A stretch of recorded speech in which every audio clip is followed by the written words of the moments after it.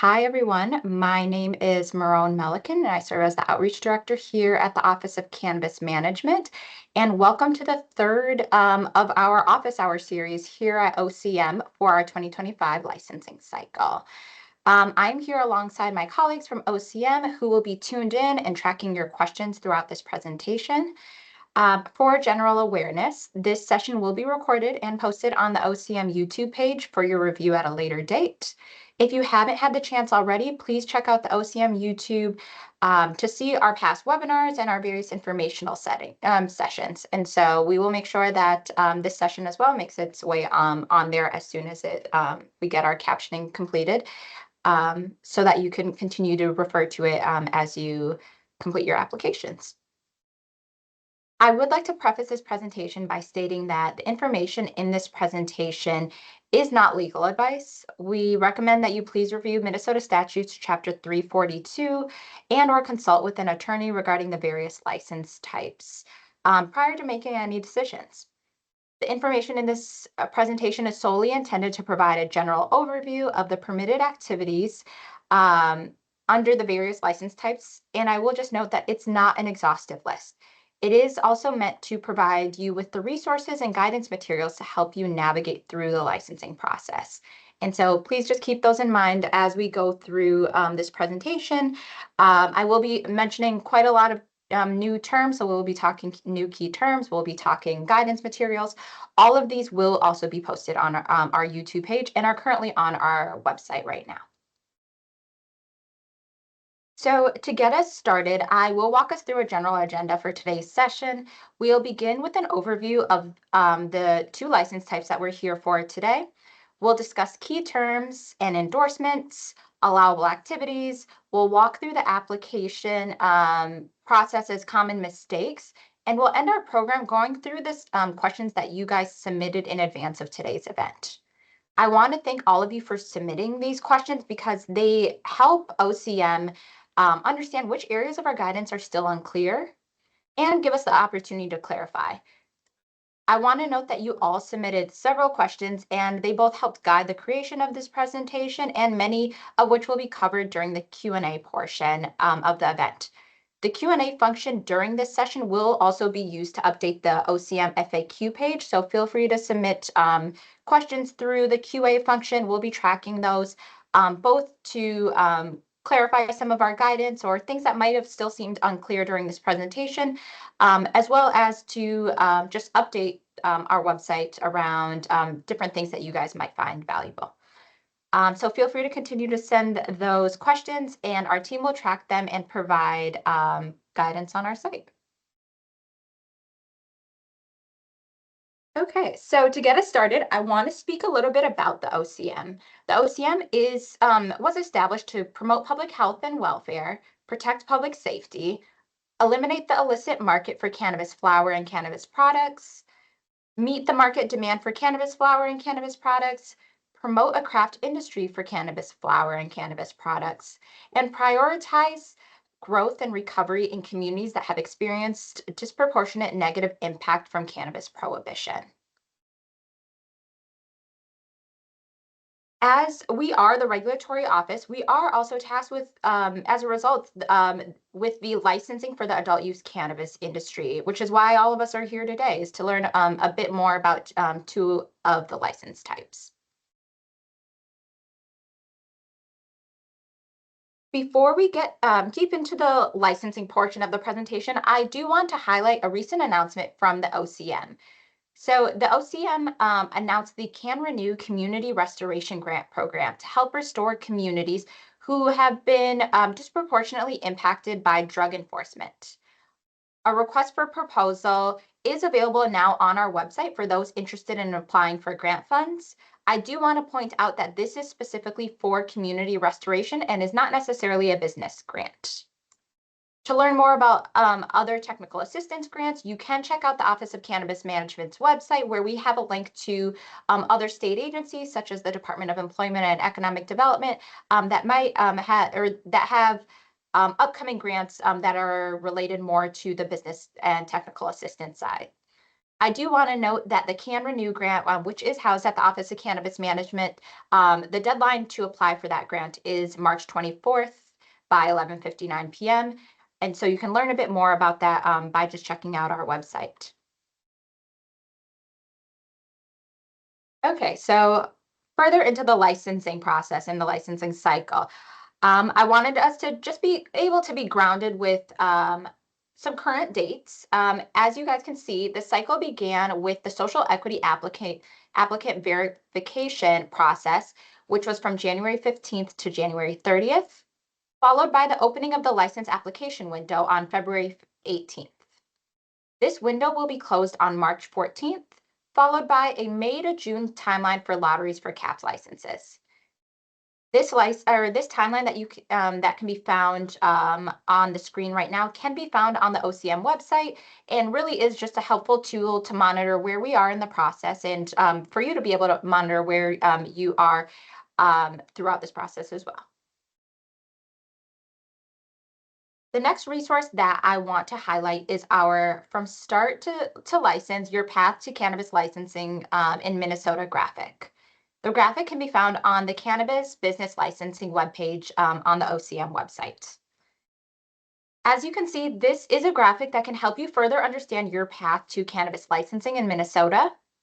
This is a step-by-step walkthrough of the various stages of licensing. As you can see, we are focused in the dark blue and lighter blue sections of this guidance document, beginning at step 1. However, this tool walks you through some of the details for final submissions and local government approval, pre-licensure inspection, among other items along the way. Again, this is just a handy tool to help illustrate the many steps it takes to get to official license issuance. So where we're going to focus today is really on that lighter blue and darker blue sections beginning at step 1, right where it says start here.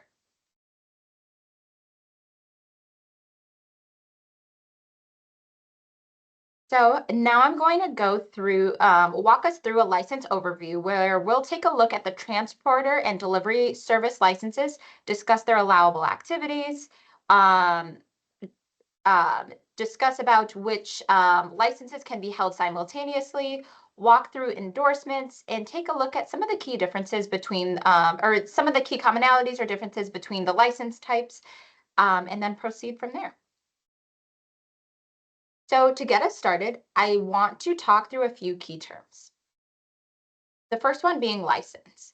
License is an official authorization to conduct lawful cannabis business operations. To begin lawful operations, licenses must be active and coincide with necessary endorsements from OCM and local retail registration if applicable. The second term I want to go through is endorsement. An endorsement is an authorization granted by OCM to conduct a specific cannabis business activity, for example, cultivation operations. An active license with an endorsement allows for a business to begin operations for that activity, except for retail activity, where if you were to pursue retail activity, you would need a retail um, or you would need retail registration from respective local governments. To learn a bit more about these key terms, you can take a look at a guidance document called the Qualified Applicant Guide to Obtaining a License, where it has a number of different terms defined for you that you'll likely see, whether it's through the application process, whether you'll see it through guidance materials. You'll see some of these terms used throughout OCM guide or throughout the OCM website as well. And so it's a good way to just ground yourself about the general guide to actually obtaining a license and what are some of the key terms that we have been using. So now we'll get started with the transporter license. Cannabis transporters can move cannabis products, lower potency hemp edibles, and hemp-derived consumer products between businesses. This is an uncapped license, and applicants will not be subject to a lottery for this license. There are additional licenses that could be held simultaneously as the transporter license, and those include the cannabis wholesaler license, the cannabis event organizer license, and the cannabis delivery service license. I do want to note that of these licenses, the cannabis event organizer license is not part of this current licensing cycle right now. However, there is guidance on the OCM website that speaks to the cannabis event organizer license being available later on this year. Another thing to note is that there are no endorsements that are available for this license type.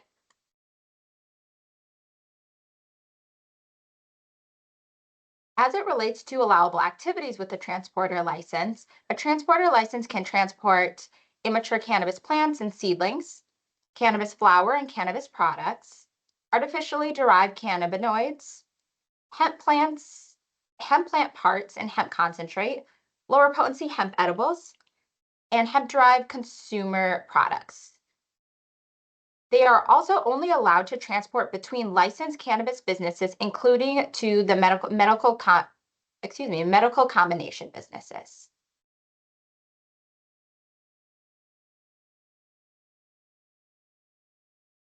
A cannabis transporter license can transport from cannabis micro businesses, cannabis meso businesses, cannabis cultivators, cannabis manufacturers, cannabis wholesalers, lower potency hemp manufacturers, and industrial hemp growers. And they can transport to cannabis micro businesses, cannabis meso businesses, cannabis manufacturers, cannabis testing facilities, cannabis wholesalers, cannabis retailers, lower potency hemp edible retailers, and medical combination businesses. And so if you want to learn a bit more about the transporter license and specifics about where you can and cannot transport from and to, as well as some of the various allowable activities, I do recommend that you check out Chapter 342, as well as some of the guidance that is on our website that speaks a bit more to the operations side of the business. Now we're going to transition over to the delivery service license. A cannabis delivery service can purchase cannabis a cannabis delivery service license can purchase cannabis, lower potency hemp edibles, and hemp derived consumer products from specific cannabis businesses and and sell and deliver those products directly to consumers. This is an uncapped license, and applicants will not be subject to a lottery for this license type. There are additional licenses that may be held simultaneously as the transporter license, and those include the cannabis retailer, the cannabis wholesaler, the cannabis transporter license, and the cannabis event organizer license.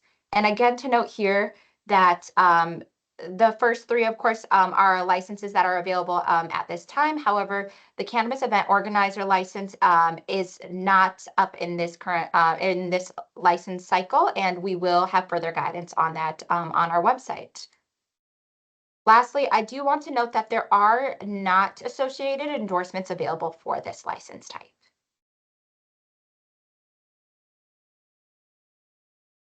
So as it relates to allowable activities with a delivery license, they can sell cannabis flower and cannabis products, lower potency hemp edibles, hemp derived consumer products.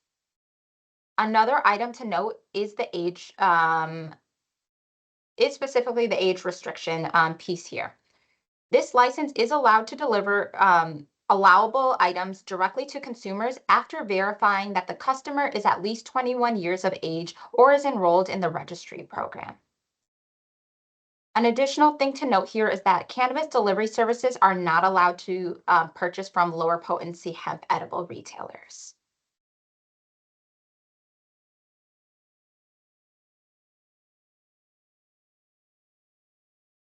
A few rules regarding operations with these two license types can be seen on the screen.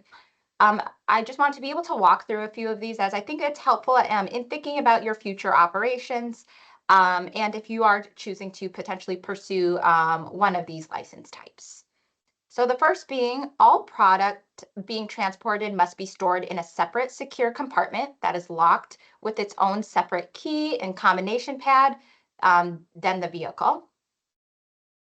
The vehicles cannot have any imagery, logos, or business names that can identify the type of product being transported. All vehicles can be subject to an inspection at any time. Non-employees are prohibited from being in the vehicle during any transportation of products. And only cannabis worker employed by by or contracted with the cannabis delivery service or transporter who is at least 21 may transport allowable products. And so just to learn a bit more about these, again, we do refer you to Chapter 342, just to understand what are some of the allowable activities, what are some of the specifics that are going to be associated with the operations with either of these license types. So this is just a quick preview, but of course there is a lot more if you are able to look at statute as well as look at some of the guidance materials that we have on our website right now. One of the last items I wanted to cover in this section is the cost of each license type.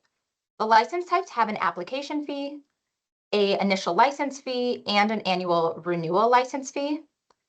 The application fees, initial licensing fees, and renewal licensing fees are non-refundable per Minnesota Statutes 342.11. So as you can see, for these license types, they do begin at that with the application fee of $250, the initial license fee of $500, and according to Chapter 342, the annual renewal license fee of $1,000.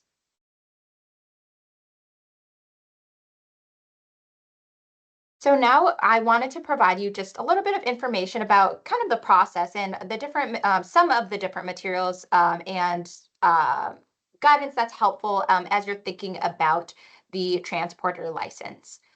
At the time of applying, you must provide the following: proposed location or locations of operation, planned square feet for vehicle storage, a plan for loading and transporting, a plan for loading, transporting, and unloading. And if your application is approved, to convert from qualified applicant to a licensee, you must provide the following: insurance for a minimum of 300,000 for loss of or damage to cargo, 1 million for injury to one or more persons, and 100,000 for destruction of property. The address and legal property description of the final location must be provided as well. And so this is just some of the information that you would be required to provide, but I really do encourage you guys to take a look at the guidance document that's linked on the page right now. It is called Cannabis Business License Application Review and Qualifications Guidance. This document can also be found on our website and really does provide this more in depth and provides all of the necessary information that you'll be required to provide. We just wanted to provide you with an initial look at some of the information that you will be asked of at the time of application, as well as later on as you convert from qualified applicant to a licensee. So similarly, as it relates to the delivery service license, I thought it would be helpful to just share some of the necessary vehicle information and information as it relates to operations. So at the time of applying, you must provide the following: a proposed location or locations of operation, planned square feet for vehicle storage, and you must attest to provide vehicle information. And to convert from a qualified applicant to a licensee, you must provide the following: the vehicle or vehicles information such as the make, model, color, and insurance. Again, this not being an exhaustive list, wanting to make sure that you refer to the Cannabis Business License Application Review and Qualifications Guidance to learn a bit more of the additional type of information that will be asked of you. But we just wanted to be able to provide you with a preview of some of that information. But if you are able to take a look at that guidance, it'll really be able to provide this information in depth for you. So now I want to transition from application guide or transition a bit more towards application guidance and go over some of the common mistakes to avoid and items to consider as you are completing your application. So, common mistake number one, leaving sections blank. Throughout the application, you may find items you think do not apply to you yet. Despite this, please still provide a preliminary plan or verify if the requested information is a requirement. No, OCM does not require you to have a physical location at the time of your initial application, but we require preliminary plans for items such as compliance with building codes and federal state regulations, planned square footage for authorized activities, utility plans, et cetera, et cetera. So these are just a few examples, but I do want to really focus in on this one and encourage you guys to make sure that you are not leaving any sections blank within your application process. It is always better to provide more information than less, and make sure that you are completing and referring to the guidance and ensure that you are completing everything and incorporating all of the information that is asked of you in the application. Common mistake number two, not providing detailed information. When completing your application, verify that you have submitted all the information that OCM requires. Make sure to include even minor details if OCM has it listed. Include details such as contact information, required personal information, etc. Avoid general statements and instead provide line-by-line details. And I will, as I mentioned in the last slide, it's better to provide too much information rather than keeping a section blank. And so we encourage you all to make sure you're looking at that guidance, um, always completing as much information, especially information that is required within the application, and providing more than less, to ensure that you're really providing a thorough and detailed explanation for any of the sections within the application process. And common mistake number three, not disclosing all the owners or managers. OCM requires all applicants to disclose their ownership model and provide details of each owner's involvement. As you complete your application, please make sure that you are including all the requested information and are consistent throughout the application with the listed individuals. Even if someone has a minimal stake or role in the proposed business, we advise applicants to still include them in their application. So I really want to emphasize this piece here as well. Make sure that you are consistent. Make sure that you are incorporating all folks that are associated with the business, all owners, all managers, and you are disclosing this information in all of the sections that it is asking you to do that within your application. Um, Even if they have a minimal stake or role in that specific business, it is important that you are listing them within the application and that you are being consistent throughout the application as well.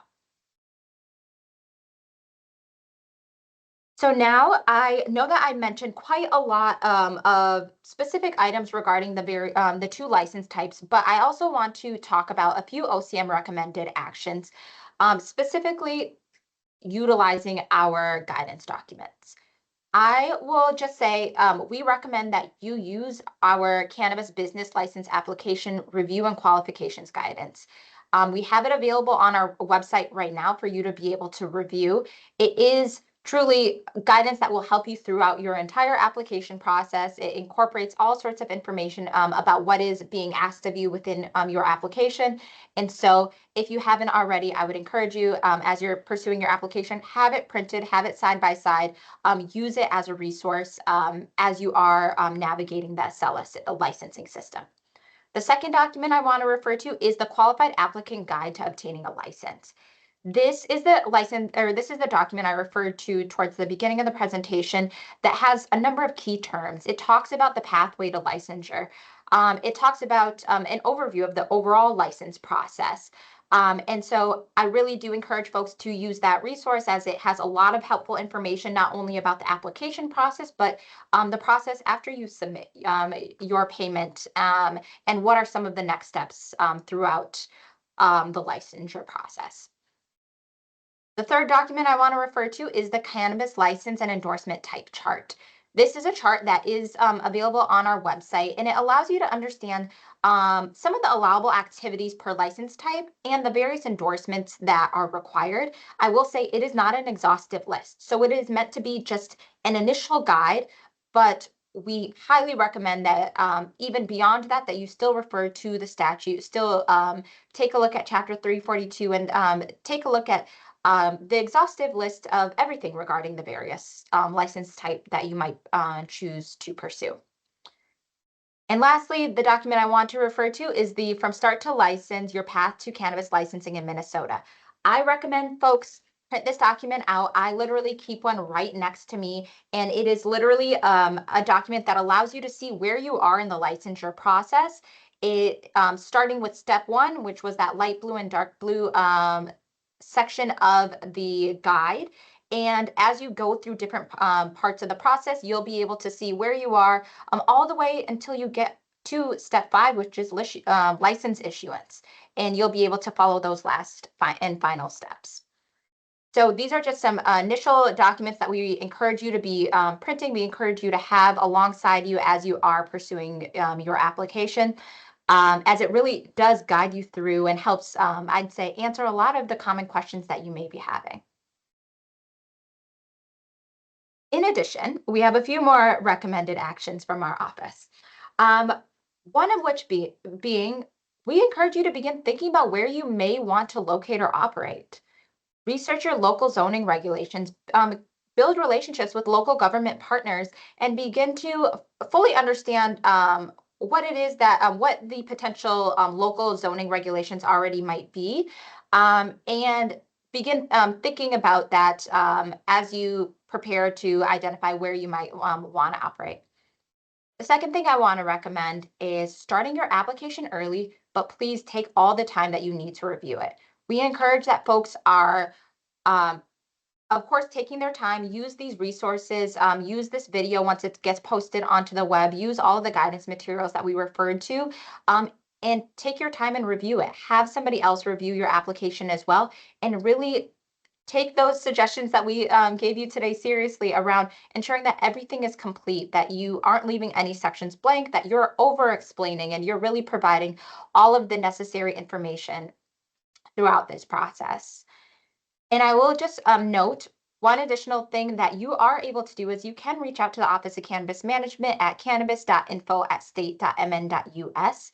While we can't provide any specific business advice or dependent specific application support, we are able to assist you with user issues in navigating Acela, or helping you navigate some of the guidance documents. And so please do reach out to us if you are having trouble with the application and navigating Acela, as our customer service team stands ready to be able to assist you with that. And we'll continue to direct you to some of the resources that we have on our website to help you throughout this process as well. So I touched a little bit on it on the last slide, but we want to encourage you to work with local governments. Local governments will play a key role in the oversight of the state's cannabis industry and a critical role in the licensing process. Local governments can establish those zoning regulations and land use ordinances that may impact your decision on where to operate. OCM really does recommend that you begin building that relationship with your local government of where you want to operate, to learn about their zoning requirements, and to understand if maybe your vision makes sense within that specific locality. We also have a guide for local governments on adult use cannabis on our website. And so we encourage you to take a look at that as well. It really is meant to be a resource to support local governments. However, it is a helpful guide for applicants as they are fully understanding what is the role of local governments within this process. I'm sure there are tidbits in there that may help you think about how to help best navigate and how to best work with local governments as well. And so we encourage you to take a look at that guide. Feel free to print it, save it on your computer, and refer to it as you're engaging with your local government partners as well. So I wanted to show you this visual right here, because this essentially is a way to see where all of our guidance is located. So our qualified applicant guide to obtaining a license, our cannabis business license application review and qualifications guidance, our license and endorsement types chart, the path to cannabis licensing in Minnesota, our schedule for current licensing, a number of worksheets that you'll be required to use or that are part of the application process, as well as FAQs that are on our website. All of this can be found on this resource guide webpage, and this can all be found by going to mn.gov/OCM and going into our business section. So again, highly encourage that you take a look at all of these. Once we get this video posted on the web as well, we'll make sure to link to all of these resources. So now I am going to transition a bit into your pre-submitted questions. We know that a number of you submitted questions to us in advance regarding the various license types that were up for discussion today. And so we incorporated a number of them within the presentation to make sure that we were addressing those and sharing it with the entire group. However, we did pull out a few of those questions that we weren't able to go through throughout the presentation and are planning to walk through those right now. So beginning with our first question, can transporters and delivery services only move products that are grown in Minnesota? And the answer here is transporters will be able to move products from any Minnesota licensed cannabis micro business, meso business, cannabis cultivators, cannabis manufacturers, cannabis wholesalers, lower potency hemp manufacturers and retailers, and industrial hemp growers. Under the current law, cannabis delivery licenses are allowed to purchase from licensed cannabis micro businesses with the retail endorsement, cannabis meso businesses with the retail endorsement, cannabis retailers, and medical cannabis combination businesses. However, cannabis delivery license holders are not permitted to purchase from lower potency hemp edible retailers.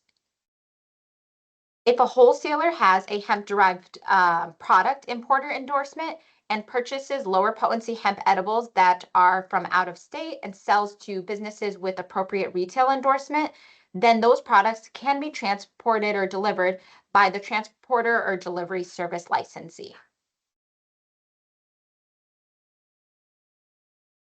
The next question is there a limit on the number of orders a cannabis delivery service can carry at a time? And in the current draft rules, a delivery driver may not transport more than 5,000 worth of regulated products on a single delivery route. Please note that rules are not yet finalized, and so this is just in the current draft of rules. However, of course, this could potentially change as well. And I do see that folks are raising their hands. I really do encourage folks to use the QA function and to be able to submit your questions, and we'll try our best to be able to address those questions through our future FAQs and such. So we have our team that are monitoring those as well. The next question is, how many people can work for you? There is currently no limit to the number of employees a transporter or delivery service license holder can have. All employees, however, must have a background check. And the next question being, why can't one person ride alone? Currently, state law in Minnesota statute chapter 342.36 outlines that all cannabis transporter licensed vehicles with any adult use cannabis products must be staffed with a minimum of 2 employees.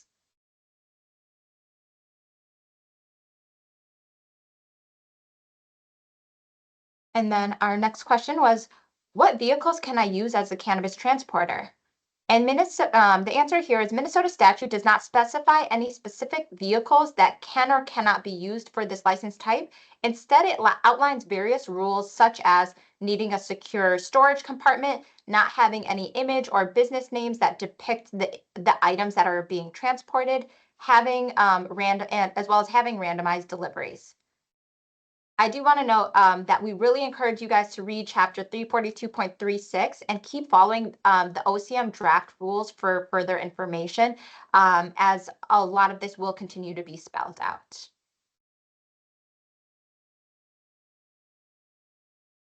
And our last question was, do you need a wholesaler license to deliver lower potency hemp products? Or another way of framing this is, how can I deliver lower potency hemp edibles? In order to deliver lower potency hemp edibles, a cannabis delivery service licensee would need to purchase lower potency hemp edibles from a licensed cannabis micro business with the retail endorsement, a cannabis meso business with the retail endorsement, cannabis retailer, or a medical cannabis combination business. However, cannabis delivery service license holders are not permitted to purchase from lower potency hemp edible retailers. So that concludes our pre-submitted questions that we were able to answer today. We are continuing to monitor the questions that you guys have been submitting throughout the QA function of the event. And so we will continue to look at those and update our FAQs within on our website. I also encourage you, if there are other questions that you come across following this presentation that you think are still unclear, please send them to cannabis.info@state.mn.us. And we will work with our team to make sure that we update our FAQ page to reflect the specific questions that still seem unclear as it relates to the application process and as it relates to this current or to this license cycle. Again, please use our inbox to be able to submit questions. Please submit any questions through the QA function of this presentation. And I really do just encourage you guys to continue to engage with our office. Let us know what still seems unclear. And please, please, please refer to the guidance materials that I incorporated within this presentation. As soon as this goes live onto our YouTube page, you will be able to see in the information or the bio section of the YouTube link or of the YouTube page, a link of all of the resources that we went over during this presentation. And so I really do encourage you guys appreciate you guys taking the time to hang out with us today, and really appreciate all of the information that you guys submitted in advance. It really does help us continue to improve our application process and improve all of the guidance that we're providing for you. And so I appreciate you all, and I hope you have a great rest of your afternoon.